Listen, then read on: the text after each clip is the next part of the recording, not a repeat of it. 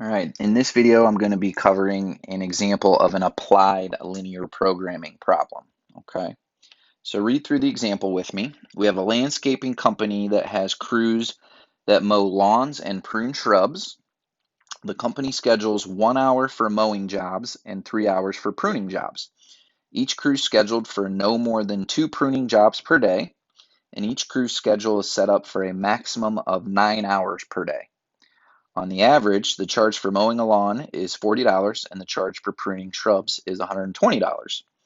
So we would like to find a combination of lawns and pruning shrubs that will maximize the income the company will receive per day for one of its crews. Okay, so you can see here, this is kind of like it's a simplified business scenario. Okay, and in this scenario, we have a bunch of stipulations that have to be met between your mowing jobs and your pruning jobs. Okay, and we want to meet those stipulations and try to make as much money as we possibly can. All right, so I'm going to walk you through kind of a step-by-step process of how you would set this all up. The most challenging part is coming up with the constraints of the system. Once you do that properly, then it's really no different than our non-applied problems that we covered in an earlier video. Okay, so you always want to start by defining your variables, and sometimes this can be challenging, especially in these linear programming problems because there's multiple things going on. So always focus on what you're being asked to find, okay? Notice in the last sentence here, it says, find a combination of lawns and pruning shrubs that are going to maximize your income. So that's an indication. I'm going to make one variable, I'll use X, to represent number of lawn jobs, and my second variable Y to be number of pruning jobs.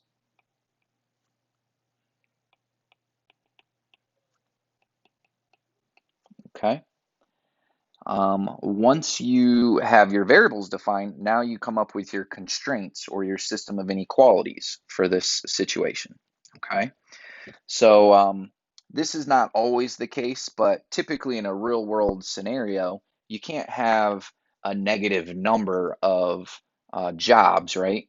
So that means we have a couple constraints right off the bat that X and Y both have to be greater than or equal to 0. They can't be negative. Okay.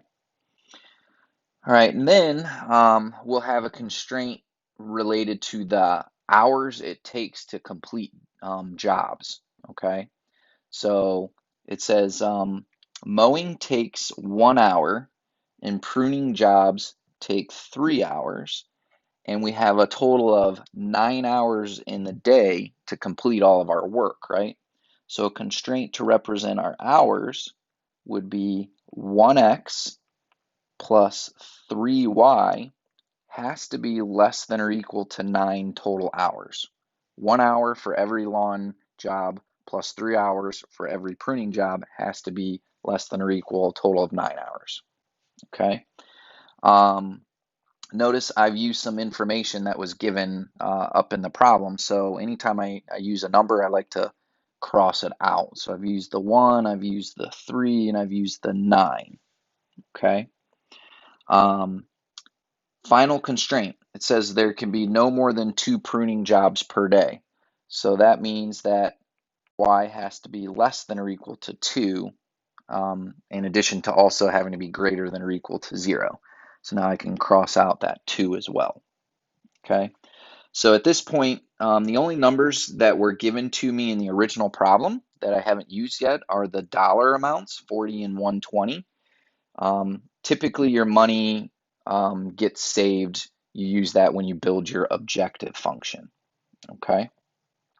So let's click over to the next tab, and you're going to see I am now going to graph my constraints, graph my system of inequalities. Okay.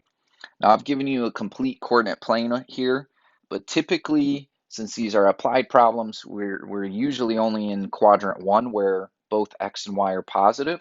So I'm actually going to switch this up, and I'm going to adjust this grid so that right here is my y-axis, and right here is my x-axis. Okay. And now I'm going to think of this as positive 5, 10, 15, 20. Same thing with the other axis.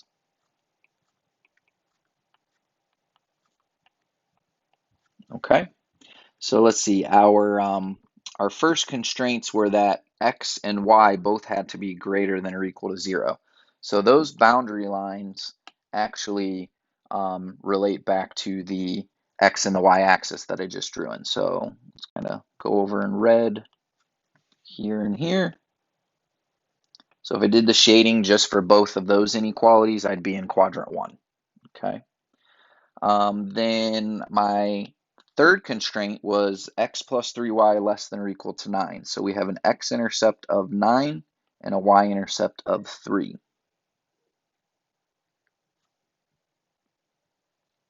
Okay, and you can see the slope there is it's 1/3. So I like to get as many points plotted as I can to draw a nice straight line here. Okay. Now shading for that, if I use the origin as a test point, I'd end up with 0 is less than or equal to 9, which is true, so I would be shading below that boundary line. Okay. And then my last constraint was y is less than or equal to 2. That's going to be another horizontal boundary line right here. And I would shade below that. So putting all of your shadings together, your feasible region is right here. Okay. There are 4 vertices to the feasible region. Okay. So one is the origin. The next is 0, 2. The next is 3, 2. And the next is 9, 0. And understand what those represent. Those are just combinations of lawn jobs and pruning jobs in this scenario. Okay. So now we come up with an objective function to be minimized or maximized. Generally, the objective function is where the money comes into play for these applied problems, okay? So we're trying to maximize income. So I'm going to, instead of f of xy, I'll use I of xy, I standing for income. And I'm going to say it equals 40x, because it takes $40 per mowing job, plus 120y, $120 per pruning job. Okay. And now I just evaluate that function with each of my vertices that I listed above. So we'll do a table here. At this point, I'm hopeful it'll be kind of smooth sailing for you. All right, so list these out.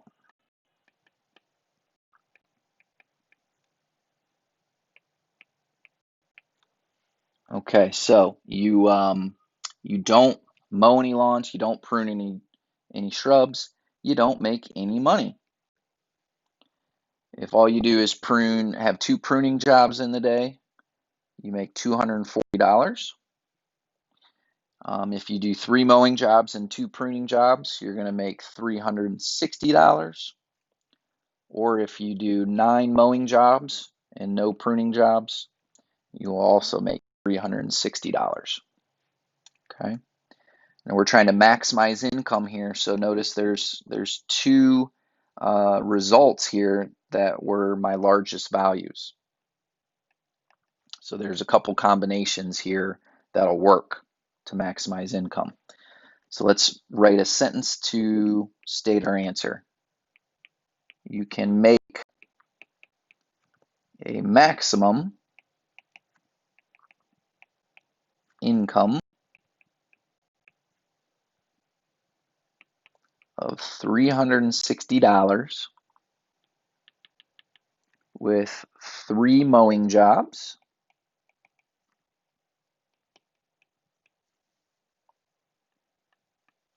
and 2 pruning jobs,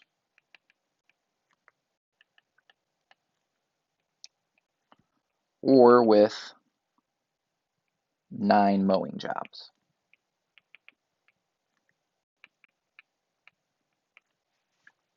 And there you have it.